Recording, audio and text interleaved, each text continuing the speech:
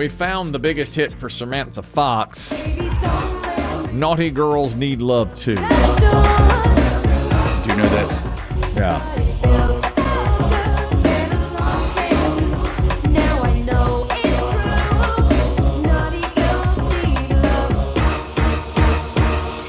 That's a top fiver there from Samantha Fox. The strip club. Oh, yeah. Bouncing off the wall every 10 minutes. Yeah, oh, yeah.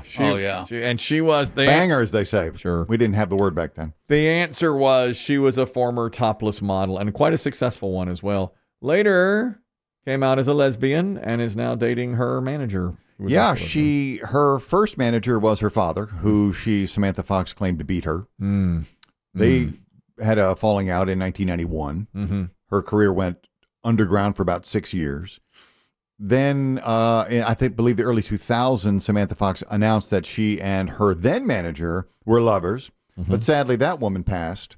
So Samantha is now engaged to her current manager, who she was accused of beating up on a flight at Heathrow in a drunken, disorderly fit. She beat her in up. December of 23. She's making the wrong choices, perhaps, in love interests. Women, love and business? Maybe so, yeah. But you're always the one that says the heart wants what the heart wants. Well, until it beats you up in an airport. Yeah. That's on a plane. It's a little off there. Yeah, you're right. Heart wants what it wants. And she's around these people a lot, I'm sure, because they're her manager.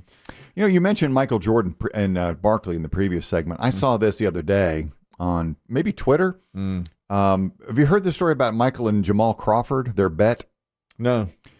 Apparently there was I guess Crawford was a bull when Michael was a bull. I don't remember that. But or maybe they were just in the same gym. Okay. And they decided to have a 3-point shooting contest. I can't remember all the details. And they bet like $1,000 on a 3-point shooting contest. And Jordan lost. Then Jordan said, or they were going to play for 500. He said, "Now let's play for 1,000." Jordan loses. Okay. Then Jordan said, "What did you drive here in?" And he said, "A Mercedes." Jamal Crawford said, "I drove my Mercedes." Michael said, "I drove a Ferrari. Let's bet our cars." I wouldn't do that. I wouldn't either. Michael beat him, took the plates off Crawford's car and drove it home. Now, I saw this 3-4 days ago on Twitter. Since then, Jamal Crawford has taken to Twitter and wrote simply the cap emoji saying, "Cap, my bro." He's calling BS. He said, "I did lose a car in a game of dice, but not to an NBA legend." Who do you believe? Well, I believe Jamal. I do too. Yeah, I feel like that's a story that got blown up, but I do believe that Michael would have kept the car. But I do too, because he's the most competitive person apparently ever. And I don't think, like you, Chris Kelly, would think, "Oh, he's not really joking. Yeah, not going to keep take my car." And right. he really would have been out there with a screwdriver taking the plates off. Oh, he would have. The keys and the title. Because it's about competition for him. I mean, he was so competitive. He wore everybody I down. must beat you. Always. I heard once that John Elway, because I'm such a huge Broncos fan, was gifted a beautiful pool table for his house back when he was playing football and never lost. He never lost a game of pool. And then one night he had like preseason, he had all the players over for a party. And I think it was Bubby Brister, the backup quarterback, beat him at pool. And the next day he had the pool table taken out of his house. Yeah. Believe it. It's like dismantled and removed. He never wanted to do it again. Once he lost a game, that was it. Those guys are so competitive like that. They just. So that's why I was surprised to hear Barkley admit in that game I knew Jordan was the better player. Not in just that night, Jordan was better than me. It's hard to admit. It's hard to admit something like that. For somebody as good as Charles Barkley to run up against somebody better than you, At this date in history, we're doing this now. We're doing this. This is exciting. It is. It's incredibly interesting is what it is. Okay? In 1947, how many years ago is that? Gosh, almost 80. That's 78 years ago today. Meet the Press premiered on NBC TV. That's the longest running show in television history. Wow. Okay. Meet the Press, 78 years, still on. I don't watch it anymore. I used to. We talked about it yesterday. I used to watch. Anthony Weiner was on there. We were talking about him yesterday. Yeah. I liked it when it was hosted by Tim Russert. The host since then, I don't even know who hosts it anymore. I used to watch it every Sunday morning religiously. Yeah, you and our buddy Weather Dave would compare notes. Yep. Always. And I never liked the host after. Russert he was perfect. He was so good at it. likable, yet he would go to either side and challenge Democrats or Republicans. And since then, I don't think they've had the person to do it. They had Chuck Todd for a while, and he got run Kristen out. Welker doing it? Is that who it is? The current host? That's probably right. Think so? She's an NBC. Yeah, that's probably right. That's astonishing. What's the second? Is 60 Minutes the next most longest running show? About 2020. I thought 60 Minutes was before 2020. I used to hear, remember the host of 2020, Hugh Downs? Yeah.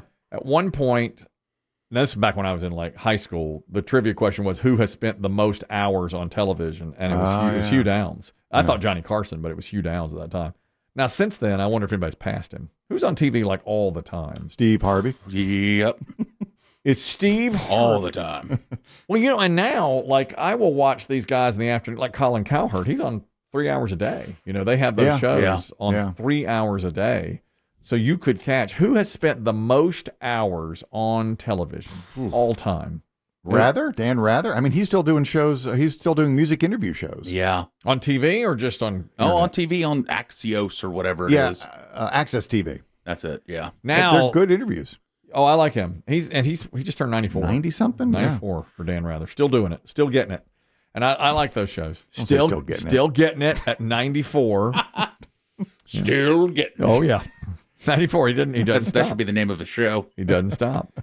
The most hours on it might be Dan Rather, because he was on forever on the news, of course.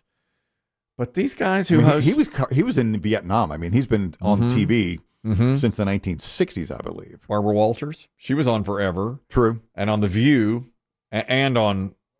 But if you've got specials, if you've got an every night show like the news guys, you're on all the time. Yeah. We talking longevity or number of hours? I think number Just of pure hours. It was Hugh Downs had the most number of hours on television at the time. Now, this is a long, long time ago. Britt, you wanted to comment on this TV debate. Go ahead. Yeah, I mean, y'all were just talking about the other day. Right at this point, it could be Rob Dyrdek for all the stuff with the ridiculousness and all that.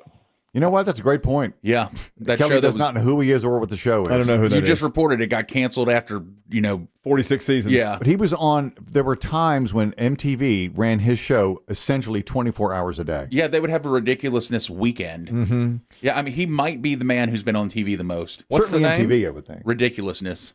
Ridiculousness. Yeah, you just on 2 days ago reported how it was canceled after 46 seasons, and we said it's been on all the time. But it's only 14 years. That's right. But he's on all the time. And what did I say? I don't know who that is. Oh, I have the answer. I have it. The Guinness World Record.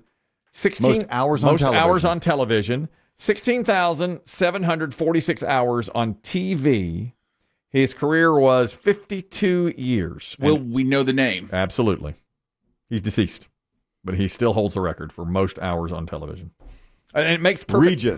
Regis Philbin. Regis. Because it's an hour a day, and he didn't miss much. Daily Show. Yeah. And he was on forever, and he did game shows, and he was on for a long time. Remember, he was on cable long time. And then went the to nighttime game show. Yes. Oh, that didn't last too long. 16,746 hours by 2011 when he left television. And it averages out to roughly 1 hour per day for 52 years. And he hosted local shows and national programs, Live with Regis and Kelly, Live with Regis and Kathy Lee, Who Wants to Be a Millionaire. Others, he beat Hugh Downs' record. Hugh Downs went to single. Now, coming on strong, Ryan Seacrest. Oh, yeah. Okay. Yeah. Carson Daly, but Philbin's record still remains as the most. Yeah, Daly was on MTV every day, and now he's on the Today Show every day. Yeah. And it was 58 years ago today that Phil Donahue began a talk show called Donahue locally in Dayton, Ohio, and then he went on to great success on television. He became a superstar. He's passed away now too, but he was the first really that I knew of, and he would run from guest to guest. Changed the talk show game. Turn the lights on the audience more. When I was MCing an event this past weekend. And I sent my colleague and my co-host, Eric Chilton, out into the audience with a handheld microphone. Really? Yes. To what end? What was the goal? We were asking trivia questions. I see. So I'd ask the question, and there are probably 300 or 400 people there, would raise their hand. He'd run to them and get their answer. And as he was running, I'd say, "You look like Phil Donahue out there." Crickets? Big time. Nothing. I said, "Oh, my God, you're Phil Donahue." Nothing. Then I had a trivia question asking about Kamala Harris, and people left. Yeah. You walk the room, as they say? Yeah, walk the room. Man, it's funny you mention her. That's right, walk the room. I have a little bit of breaking news. On Kamala, she's running. Not on Kamala. But if you could, I thought I heard something behind me in the distance, like a cheer about 5 minutes ago, and Nancy Pelosi's not running for re-election. Oh, I see. All right. Okay. Right. Well, that'll be my trivia question next year. Yeah. Nancy Pelosi trivia for this crowd. And they seem to be more right-leaning. And I learned it. I asked the Kamala question, and many of them gave me the finger, and I said, okay, all right. Well, if anyone were to describe you, reading the room is not one of your strong skills. Never has been. Never has been. I do not read a room. Went in guns a-blazing with first of all, a Phil Donahue reference. Boom. Nobody got it. And then a Kamala Harris trivia question. Nobody wanted to answer it. Did you come up with the trivia questions? Or did your partner come up with them, or are these just recycled from this show? I came up with them. I asked all the trivia. I nailed one kid, man. He's like 16. I said, I got a sports trivia question. He raised his hand. Eric ran over there to him. And I said, the Toronto Blue Jays are playing in Game 7 of the World Series tonight. And I said, what team did they? And he said, Dodgers. And I say, beat the last time they won the World Series. Ooh. Mic drop. Sit down. Hey, Chris, if I could speak to you for a minute. He's here with Make-A-Wish. What?